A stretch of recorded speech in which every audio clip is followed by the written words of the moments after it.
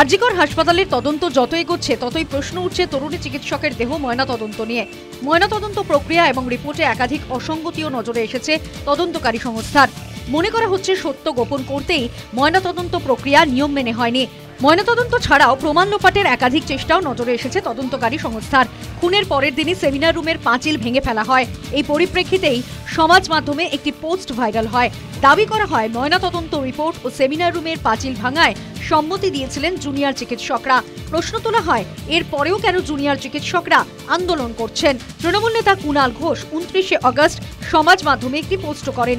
Junior চিকিৎসকদের আন্দোলনে রয়েছে আন্দোলনের সহমর্মী, এরকম অনেকেরই মনে বিভ্রান্তি তৈরি হয় এই দাবিকে ঘিরে।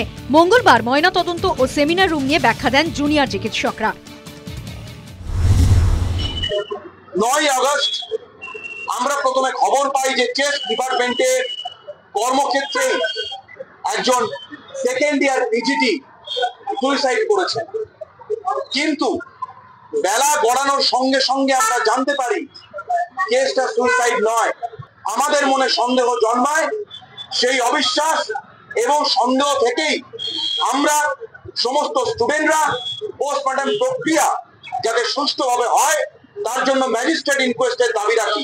বিভ্রান্তিমূলক যে পোস্টটি ছড়ানো হচ্ছে তাতে পোস্টমর্টমে উপস্থিত জুনিয়র ডাক্তারদের স্বাক্ষর রয়েছে, একথা সত্য, কিন্তু কোনোভাবেই পোস্টমর্টমের স্বচ্ছতার দায় জুনিয়র ডাক্তারদের উপর বর্তায় না।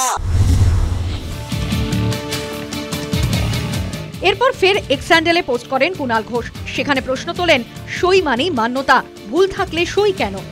কুণাল ঘোষের এই টুইটের পর অনেকেই প্রশ্ন তুলছেন জুনিয়র চিকিৎসকদের 3 জন সই করলেও একটি ভুল ময়নাতদন্ত রিপোর্টকে সঠিক বলে চালানো যায়। জুনিয়র চিকিৎসকরা সই করলেও ময়নাতদন্ত প্রক্রিয়ার যে অসঙ্গতি তা শুদ্ধ হয়ে যায়। প্রশাসনের শীর্ষ আধিকারিকরা যে ঘটনার সঙ্গে যুক্ত তা আড়াল করার জন্যই কি জুনিয়র চিকিৎসকদেরই দায়ী করা হবে? News time.